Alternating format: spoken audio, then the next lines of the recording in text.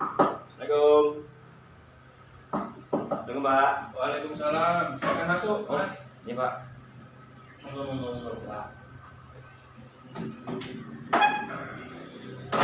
Apa kabar Mas Siva ya ini? Oh iya. Dari kelas berapa Mas? Saya lupa. Kelas 12B Pak. 12B. Baik. Walinya Bung Sri ya? Ya benar Pak. Baik. Gimana Mas Siva? Ada yang perlu diceritakan atau diobrolin tentang saya? Ya mau ngobrol-ngobrol aja sih Pak. Enggak apa-apa. Apa ya? Enggak apa-apa. Sebenarnya tuh ada semacam ketakutan gitu loh Pak. Oh, ketakutan. Ini sebenarnya masalah saya belajar itu Pak. Saya belajar tuh kadang ada rasa takut dan rasa overthinking gitu loh Pak. Cemas ya benar Pak. Nah itu juga dari teman-teman juga saya tertinggal. Saya merasa jauh gitu loh Pak dibanding teman-teman gitu Pak. Gak apa-apa ya Pak ya? Gak apa-apa. Nah, ini sebelum Mas Siva ini ngobrol lebih jauh. Nah, dalam konseling individu ini kan ada asas kerahasiaan. Saya harap saya dan Mas Siva juga merahasiakan apa yang kita obrolin hari ini. Jangan sampai disebarluaskan yang supaya bisa dibantu. ya Pak. Berarti ini nggak bisa dikasih tahu orang ya Pak? Enggak usah. Cukup kita saja. Aman? Ya aman Pak. Ya, baik. Boleh dilanjut lagi? Oh, gimana tadi? Tentang kecemasan, terus takut akan persaingan nilai karena kelas 12 ya tadi ya, kelas 12 dan overthinkingnya cukup tinggi tadi. Itu awal mulanya gimana Mas? Kok bisa? Itu sebenarnya panjang Pak, kalau cerita nggak apa Pak? Nggak apa-apa. Itu udah lama Pak. Saya dari kelas 11-an lah Pak. Kelas 11 setengah itu mulai menurun Pak. Kelas 11. Kelas Itu 11. semester 1 atau semester 2? Semester 2 Pak. Semester 2. Ya, 2 akhir Pak. Terus? 2 awal. Nah itu saya jadi kurang motivasi gitu loh Pak. Ya, Semangatnya menurun, apalagi melihat teman-teman saya udah pada lebih tinggi nilainya di bawah saya gitu loh Pak. Nah, kalau dari ceritanya Mas Siva ini saya memahami apa yang dirasakan Mas Siva di sekolah ya. Jadi kalau saya simpulkan ini persaingan akademik ini mungkin cukup tinggi. Nah, kadang situasi seperti itu tuh bisa membuat seorang itu merasa harus dituntut untuk sempurna Mas Siva. Nah, terus bagaimana Mas Siva itu melihat akan hal tersebut? Wah jujur saya capek sih Pak dengan diri saya sendiri. Apalagi ya Bapak tahu sendiri orang tua pasti menuntut lah Pak. Orang tua pasti menuntut, keluarga, bahkan sekolah pun menurut saya juga menuntut Pak. Karena bagaimana tidak jika nilai saya rendah otomatis saya dipandang juga gak enak loh sama teman-teman, sama guru-guru itu sih Pak yang bikin saya makin down Pak. Jadi meningkatnya sebuahnya down dan juga overthinking dipacu oleh itu ya Mas Hadi ya Mas? Iya Pak, benar Pak. Nah, sepertinya itu tuntutan dari sekolah dan faktor orang tua maupun keluarga itu membuat Mas Siva percaya bahwa Mas Siva itu harus selalu berhasil. Iya. Dan dianggap baik gitu. Betul Pak. Saya selalu berpikiran seperti itu Pak. Nah, nanti itu ada saatnya Mas Siva itu merasa kayak ragu untuk berubah karena masih sering membandingkan diri dengan teman-temannya. Nah itu Mas Siva bagaimana? Ya ragu juga karena sepertinya saya juga ada masalah itu loh Pak dari diri saya sendiri. Saya nggak bisa fokus itu Pak kalau belajar di kelas karena kepikiran terus Pak nih kalau nilai saya rendah orang tua saya pasti kecewa nih gitu Pak. Nah di sini kita akan mencari cara bagaimana cara belajar Mas Siva itu lebih sehat, jadi lebih baik. Nah dengan cara belajar yang lebih baik otomatis nilai akademik juga insya Allah ya Mas ya, kalau diusahakan pasti juga akan lebih baik. Nah Untuk itu Mas Siva saya harapkan tidak mengikuti standar dari teman-teman dulu. Coba perbaiki belajarnya, coba perbaiki apa yang kurang dari Mas Siva. Jangan melihat kelebihan dari orang lain terlebih dahulu, Mas.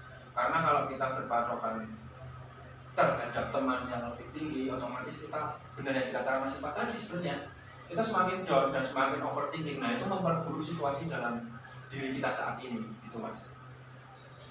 Gitu ya Pak ya. Ya. Tapi itu kan nggak bisa langsung saya terapkan ya Pak. Baik, betul Mas. Masih ada rasa kecewa gitu loh Pak. Kecewa pasti. Nah, tadi kan Mas Siva itu sudah menjelaskan bagaimana overthinking bisa terjadi, kecemasan belajar bisa terjadi, terus berpatokan nilai tinggi terhadap orang lain. Nah, coba Bapak ingin tahu nih, mengulik lebih dalam tentang Mas Siva itu bagaimana tuh. Mas Siva tuh biasanya kapan mulai merasa cemas pada saat belajar, bisa di sekolah ataupun bisa di rumah. Jadi rasa cemas itu Pak muncul ketika saya misal besok ada ujian sekolah nih Pak, hari Senin misal ujian sekolah. Saya dari hari Kamisnya itu Pak udah panik saya Pak, udah cemas, Udah panik. Iya. Padahal kan saya tahu Pak itu harus saya persiapkan dengan belajar atau saya mempersiapkan apa yang perlu saya siapkan untuk ujian. Tapi saya lebih ke overthinking, panik, cemas ya Pak, sampai tangan saya keringetan, badan saya keringetan. Oh, sampai kayak gitu Mas? Iya Pak. Oh, efeknya udah sampai ke Ya, kesehatan ya Mas? ada keringet dingin gitu Pak saya Pak. Dan itu detak jantung pasti ya Mas? Pasti Pak, ya bener Pak. Pasti menaik ya, pasti Naik. meningkat. Ini kan, iya Pak. Itu yang saya rasakan Pak. Jadi saat mau mendekati ujian itu berupa UTS atau UAS, nah Mas Siva itu semakin overthinking dan mulai cemas. Nah itu apakah melihat teman itu lebih cepat memahami pelajaran faktornya, atau Mas Siva itu tertekan karena strategi belajarnya atau mungkin kecemasannya belajarnya itu lebih gitu. Nah itu Pak faktornya begitu, melihat teman saya jauh meninggalkan saya. Oke, itu Jadi makin tertinggal, semakin jauh gitu loh Pak rasanya saya dengan mereka. Jadi seakan-akan saya tidak bisa menggapai mereka gitu. Nah itu yang saya rasakan Pak. Jadi ada rasa harus mengikuti nilai standar yang tinggi gitu Pak. Nah, baik Mas. Untuk kondisi yang pada saat kondisi tertentu itu apa yang membuat perasaan itu semakin kuat timbul Mas? Jadi tadi kan pada waktu ujian. Nah, itu kondisi Mas Siva itu bagaimana perasaan itu semakin kuat? Wah, jadi terdoktrin dalam dirinya. Itu bagaimana Mas? Itu karena ini sih Pak, harus belajar terus menerus, harus mencatat, harus menulis itu Pak. Itu yang bikin saya panik, panik Pak. Karena kan gini tuh Pak, harus fokus. Kalau nulis kan harus langsung berfokus begini Pak. Nah itu yang bikin wah ini susah ini gitu loh Pak. Oh itu udah mulai keringetan tadi Mas? Iya. Menimbulkan keringat di tangan itu udah Pak. dari mulai menulis itu Mas? Ya mulai pertengahan lah Pak. Awal-awal kan nggak terlalu, tapi kan makin lama makin menulis, makin bosan lah Pak. Makin Ya, apalagi membaca juga. apalagi membaca gitu Pak. Dan juga pastinya wah ini gimana Ya. materinya yang udah teman-teman udah mempersiapkan tadi. Bener Pak. Nah berarti cara belajar yang kurang sesuai itu bisa dikatakan kurang sesuai kan Mas, karena mengoptimalkan dalam waktu itu. Kata Ya. Mas Siva tadi kan mencatat atau menulis secara terus menerus mengakibatkan rasa itu tadi, tangannya keringat dingin, terus jantung mulai deg-degannya mulai kuat. Nah itu cemas kan bisa timbul dari situ. Nah cara belajar yang kurang sesuai itu juga menjadi salah satu pemicu munculnya kecemasan tersebut pada diri Mas Siva ya? Ya bener Pak. Ya, Pak. Nah Bapak juga ingin tanya, ketika Mas Siva itu mengalami kesulitan memahami materi, lalu apa apa yang biasanya langsung terlintas di pikirannya Mas Siva? Saya yang pasti itu Pak, yang pasti saya panik, terus saya juga ada takut gagal, jadi lebih sulit fokus itu loh Pak, apalagi kalau dalam kelas atau lagi belajar gitu. Itu sih yang saya rasakan Pak. Nah, Bapak ingin tanya lagi nih, menurut Mas Siva tuh apakah seseorang yang pernah mendapat nilai kurang baik, konteks kurang baik, pasti tidak pintar? Nah itu menurut Mas Siva bagaimana? Ya kalau pertanyaan itu enggak juga sih Pak. Terus Ya tapi kan nilai itu menurut saya itu jadi patokan. patokan itu loh Pak. Nah, kalau nilai menjadi patokan dari Mas Siva, lalu apakah nilai yang kurang cukup baik itu cukup untuk membuktikan bahwa Mas Siva itu tidak mampu atau kurang berhasil gitu? Ya enggak Pak. Nah, enggak kan? Enggak Pak. Jadi tergantung faktornya, tergantung bagaimana keadaan. Ya benar Pak. Betul? Betul Pak. Nah, kalau menurut Mas Siva itu tidak atau enggak, jadi mungkin yang membuat Mas Siva tertekan itu bukan tentang nilainya, tetapi cara Mas Siva itu menilai diri Mas Siva sendiri. Jadi karena saya menilai diri ya Pak. Ya, Sepertinya iya sih Pak. Benar Pak. iya. Nah, saya ingin tanya lagi, menurut Mas Siva, apakah seseorang harus menjadi yang terbaik untuk menjadi pribadi yang berharga? Jadi harus terbaik nih, perfect untuk menjadi pribadi Mas Siva sendiri yang wah ini berharga lah. Ya kalau sempurna sih perfect itu nggak mungkin ya Pak ya. Nggak mungkin ada yang sempurna, tapi ya pasti ada keinginan begitu Pak. Pasti ada. Pasti ada Pak. Kalau saya pribadi ya Pak. Nah, seumpama kalau teman saya suruh maju nih, terus menjelaskan materi ataupun bisa dikatakan disuruh mengisi jawaban. Nah, ternyata jawabannya kurang tepat nih.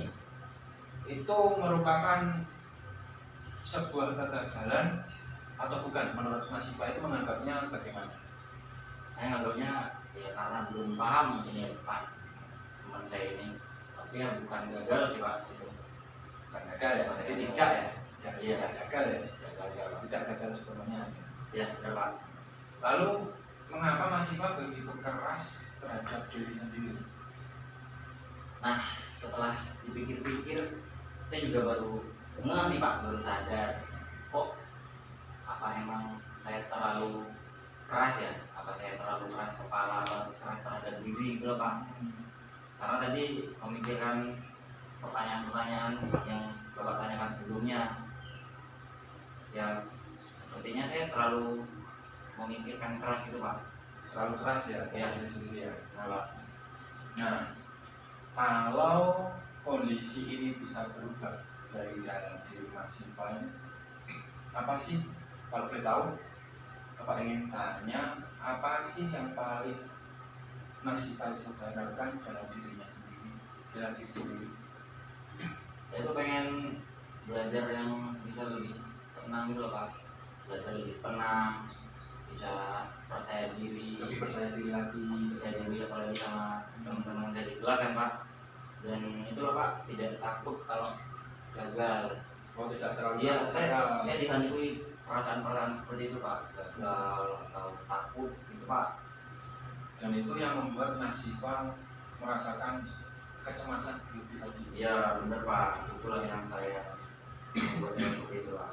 Baik, Bapak dan Mas Siva, kita itu akan belajar mengubah pikiran seperti yang diharapkan Mas Siva tadi. Saya harus mendapat nilai 100 atau saya harus sempurna, saya nggak boleh gagal ya Pak. Itu menjadi pikiran yang lebih realistis. Bagaimana? Bisa dia coba? Realistis yang gimana Pak? sama Ya contohnya Mas Siva mengubah pikirannya, mengubah pikirannya Mas Siva yang tadinya saya harus sempurna, lalu menjadi pikiran yang lebih realistis. mau sih Pak, gimana Pak caranya Pak? Bagaimana kalau kamu mulai sekarang melihat Mas Siva itu kesalahan itu sebagai bahan atau bagian dari proses belajar dalam diri Mas Siva, bukan sebagai bukti kegagalan. Ya Pak, boleh saya coba Pak, kalau emang itu bisa membuat saya lebih tenang gitu Pak. Nah, apakah mungkin seseorang itu tetap berharga meskipun tidak berhasil? Ya sepertinya begitu Pak, benar Pak. Jadi rasa Mas Siva itu seperti itu ya. Ya, Ketika muncul pikiran saya bodoh, atau saya gagal, atau saya kurang pintar, apa kalimat yang lebih bagus atau realistis dari kalimat tersebut? Saya bodoh, saya gagal. Apa? kalau yang itu saya pikir Dalam konteks belajar ya. ya. Kalau itu sama seperti yang tadi Bapak tanyakan sebelumnya, saya sepertinya belum paham atau saya masih perlu belajar gitu Pak. Benar Pak ya? Betul. Jadi ke katanya itu atau kalimatnya itu bisa saya sedang kesulitan memahami materi, tapi masih saya bisa belajar, ya gitu Mas. Jadi masih ada upaya. Saya kesulitan memahami materi, tetapi saya masih berusaha untuk belajar memahami materi. Nah, mari kita buat ya Mas Siva ini, buat kalimat yang bisa Mas Siva gunakan saat mulai merasa cemas, merasa tegang. Itu kalimat yang bisa digunakan untuk Mas Siva itu apa? Saat merasa cemas atau tegang. Kalimat yang gimana sih Pak? Contoh kayak tadi. Oh, yang menenangkan gitu ya Pak ya? Nah, betul. Tapi tetap ada konteks untuk berusaha. Saya sih kalau bisa ngomong itu Pak, saya pengen ngomong sepertinya memang bukan bisa dipahami langsung sekarang gitu Pak, tapi perlu waktu untuk saya memahaminya. Untuk belajar lagi dan Belajar coba lagi. itu. Iya Pak. Nah, jika nanti menghadapi ujian kayak kemarin UTS itu dan pikiran negatif Mas Siva itu muncul kembali dalam diri Mas Siva, apa yang akan Mas Siva lakukan atau katakan, ucapkan pada dirinya sendiri di batin? Nah, kalau bahasa Jawa itu di batin, dalam diri sendiri, dalam hati. Dalam hati ya Pak. Kalau yang batin dalam hati sih, ya saya akan ngomong, saya mungkin tidak harus sempurna, tapi dengan inilah bentuk saya berusaha belajar gitu Pak. Belajar memperbaiki, memperbaiki, berkembang, ya dan tentunya pasti berusaha. Pak. Nah, bagaimana perasaan Mas Siva jika berpikir seperti itu? Kalau saya dari dulu punya pikiran seperti itu, harusnya lebih tenang Pak. Lebih tenang Lebih tenang, saya lebih apa ya Pak, percaya diri gitu Pak. dan tidak takut gagal. Ya itu yang paling penting Pak. Ya, gagal. Dan pastinya untuk kecemasan belajarnya jadi bisa lebih berkurang. Ya, saya juga sepertinya merasa seperti itu Pak. Tadi kan Mas Siva sudah merasa lebih tenang nih dan lebih percaya diri dan juga tidak takut gagal. Nah, menurut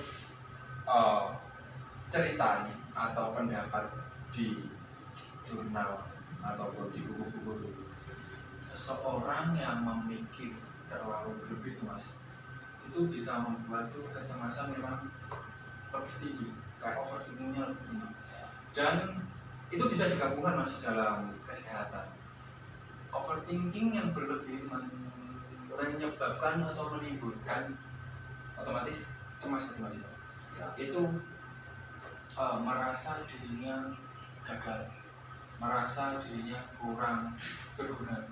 Nah, dalam kesehatan itu bisa mempengaruhi mas, mempengaruhi kita kesehatan. Contohnya, kamu belajar malam, tapi mahasiswa itu beranggapannya, oh ini kok saya semakin cemas, itu bisa merusak jam tidur mahasiswa. Itu ya Pak. Pernah nggak mas? Itu pernah nggak mas mengalami itu pernah nggak? Contohnya kayak Mas Ivan tadi kan cerita hari Kamis, hari Seninnya ujian. Tapi kami sudah harus menyiapkan Ya. Itu pernah nggak mas Ivan itu kayak tadi kan cemas, menulisnya sampai tangannya keluar. Nah itu menimbulkan efek nggak bisa tidur, nggak sih mas, kayak udah nih udah selesai nih tugasnya, tapi Mas Ivan di tempat tidur, besok gimana ya? Wah iya Pak, bener banget Pak. Itu pernah nggak sih? Pernah Pak. Dan itu pasti kepikiran terus. Pasti Pak. Pasti saya juga nggak tahu kalau itu berasal dari Pikiran yang muncul. Pak. Saya pikir ini mungkin udah biasa aja gitu Pak. Tapi ya setiap mau tidur gitu sih Pak. Terpressure terus mas. Iya Pak, ada tekanan gitu Pak. Dan itu mengakibatkan pasti pola jam tidur Mas Ivan itu jadi Oh itu ngaruh Pak ya? berantakan. Pasti. Itu berpengaruh Pak ya? Dan paginya Mas Ivan harus ke sekolah, harus mengikuti pembelajaran dari jam 7, pulang jam setengah 4. Nah itu secara kesehatan itu berpengaruh dalam diri Mas Ivan. Nah coba tadi kan Mas Ivan udah merasa agak lebih tenang dan tidak merasa takut gagal karena timbulnya percaya diri mulai menimbul lagi. Iya. Nah, coba Mas Ivan sekarang memperbaiki dari kecemasan tadi kan, otomatis kita besok mau bagaimana itu pasti dipikirkan sama Mas Ivan. Besok mau berangkat, wah ini pelajarannya berat. Otomatis kan Mas Ivan cemas nih. Ya, cemas, pasti cemas. Nah, itu hal yang mempengaruhi kesehatan diri dari Mas Ivan. Nah, jadi pasti kurang enak makan juga. Wah iya Pak. Seleranya itu kayak berkurang. Kurang Pak, kayak mau sakit gitu loh Pak. Kayak mau sakit rasanya. Pak. Terus dalam diri Mas Ivan ada nggak kayak lebih mengurung diri? Contohnya kayak di kamar. Oh iya. Kalau itu beberapa kali pernah sih Pak. Tapi saya yang bapak tadi sih yang saya sering ngerasa itu tidur malam kepikiran gitu Pak. Tidur Tidur malam. malam kepikiran. Pasti kebayang-bayang Pak. Pasti kebayang-bayang. Pasti Dan kebayang-bayang. itu tidurnya sampai jam berapa Mas kalau boleh tahu Mas? Saya nggak enak ya Pak kalau ngomong nggak apa Pak. Nggak apa-apa. Nanti apa ya Pak? Kadang tuh jam 2 gitu Pak. Jam 2 baru bisa Jam tidur. 2 Kayak kira mikirin itu. Jam 1 ya Pak, itu bengong aja Pak. Nggak mikirin yang macam-macam, tapi mikirin ini gimana ya ujian besok, gimana ya nilai jelek, kalau nilainya jelek gimana ya, gitu lah Pak. Dan itu kalau tidur jam 2 pasti masih itu kan Wah pasti susah bangun Pak. susah. Susah bangun Pak. Pasti ya. Pasti Pak. Apalagi besoknya ujian. Kalau itu ujian. Nah, Serba salah sih Pak kalau saya Pak. betul sih Mas, serba salah, tapi coba diperbaiki pola tidurnya. Coba diperbaiki bagaimana, oh iya pemikiranku kayak gini tuh sebenarnya kurang tepat. Oh iya bisa aku ganti. Oh kayak kalau aku gagal tuh, oh pasti aku harus belajar lebih kayak gitu. Nah sekarang nih Bapak ingin tanya, hal apa yang disukai Mas Iva? Boleh menceritakan hobi, boleh menceritakan kayak ketekunan sekarang yang dimiliki atau diminati kayak gitu, boleh. Saya sih beberapa bulan apa ini Pak ya, saya juga mencoba hobi lama yang sudah saya pendam itu Pak. Apa itu Mas? Saya naik gunung Pak. Oh suka Alam saya Pak. suka alam. Suka alam Pak. Karena ketika di alam kan nggak ada sinyal loh Pak. Nggak ada sinyal. Nggak ada sinyal, HP kan disimpan Pak. Iya pasti Mas. Nah, jadi saya nggak kepikiran nilai gitu, nggak kepikiran melihat WA orang tua, WA teman gitu loh Pak. Itu sih Pak, saya jadi lebih tenang kalau Lebih plong ya Mas. Lebih Nggak plong. terpressure. Oh, Pak. Apalagi menghirup udara Udara, gunung ya. itu pak. Kalau ke puncak atau ke gunung Mas Siva ada pakan kan? Nggak mungkin Ada, sendiri kan? ada pak, Pasti ada. teman-teman pak. Udah beberapa kali Mas naik gunung Mas? Kalau boleh tahu. Ini terakhir baru yang keempat pak. Udah 4 kali. Empat kali, Pak. Wah. Jadi Mas Siva ini senangnya atau hobinya naik gunung. Naik gunung alam-alam gitu pak. Nah, sekarang Mas Siva tolong pejamkan mata. Mau ngapain ini pak? Kejemah pak. Nah, ini ada sedikit relaksasi. Oh, Relaksasi dari Mas Siva. Jadi Mas Siva membayangkan aja apa hal yang disukai. Bisa dia nggak? gimana caranya pak? Nah, Tutup mata gimana? Tutup mata, duduk di posisi yang nyaman dulu. Posisinya yang nyaman, udah nyaman. Ya, Pak. Sekarang Mas Siva pejamkan mata nih. Pejamkan mata, lalu bayangkan Mas Siva itu di gunung impian Mas Siva yang pengen di trekking bersama teman-temannya Mas Siva. Nah sekarang Mas Siva coba membayangkan ini ada bunyi burung, terus suara angin yang sepoi-sepoi, dan Mas Siva itu di situ terasa tenang banget. Kayak di gunung ada posko, ya pasti ada posko. Coba dibayangkan terlebih dahulu bagaimana Mas Siva membayangkan itu. Lalu dengan tadi kan trekkingnya dengan teman-teman, coba dibayangkan dengan teman-teman yang asik-asik itu naik gunung. Sudah Mas? Sudah pak. Nah, sudah. Sekarang kembali boleh dibuka. Nah sekarang kan Mas Siva lebih terasa tenang nih, benar nggak Mas Siva? Tenang pak. Tenang, nyaman. Ya, Dan benar pak. tangannya basah nggak? Coba. Enggak sih pak. Enggak, aman. Aman pak. Aman. Alhamdulillah. Nah, coba kehidupan atau tadi termasuk relaksasi, olahraga sudah bagus, tadi jogging kayak gitu. Terus trekking itu juga baik Mas, juga baik. Tapi kita harus mengerti cuaca. Karena kan Indonesia ada hujan dan ada panas. Ya, benar, Pak. Kalau bisa trekking pas waktu panas atau kemarau saja. Kalau hujan takutnya badai Mas. Iya, Kayak gitu. Nah, karena Mas Siva udah merasa nyaman nih, udah Pak. udah merasa lega, cerita bagaimana? Udah enak sih pak. Udah Karena cerita tuh pak.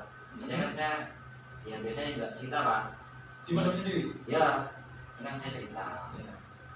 Nah, Tapi jangan bilang sampai siapa loh pak. enggak, kan tadi di awal saya Bapak udah bilang kan, rahasia ini cuma kita berdua saja yang tahu. Jangan disebarluaskan. Saya nggak menyebarluaskan, Mas Siva ya jangan menyebarluaskan.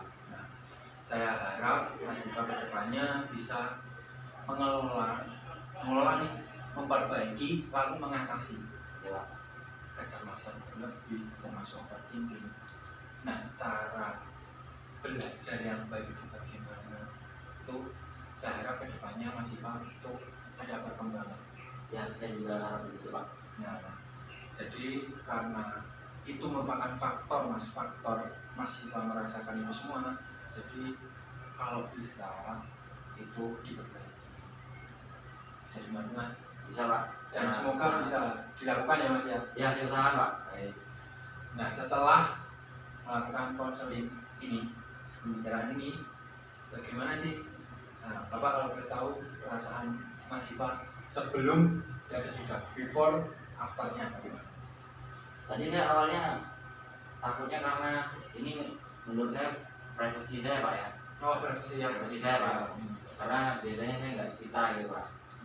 Tapi ternyata ada saling menjaga gitu pak ya. Dan menjaga rahasia gitu pak ya. Menjaga rahasia. Asas kerahasiaan kalau dibimbang Mas. Oh, ada kerahasiaan gitu pak ya. Ya, Itu membuat saya lebih merasa aman sih pak.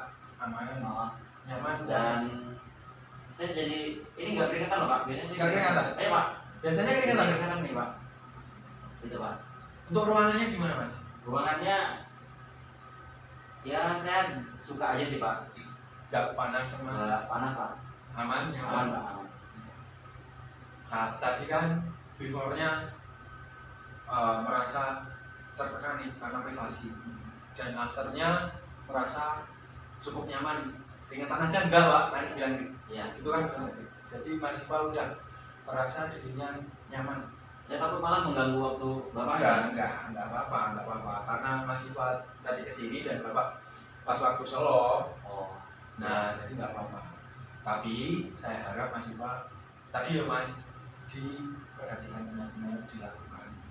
Nanti semisal butuh konseling lagi atau Pak saya ingin ngobrol lagi Pak terkait apa, mungkin mahasiswa ingin menyampaikan apa lagi, nggak apa-apa, jangan sungkan-sungkan masuk. Kalau ada bapak atau janjian dulu dengan bapak, contoh pagi ini ketemu di lobi pas salam sapa, Pak izin nanti ketemu bapak ya.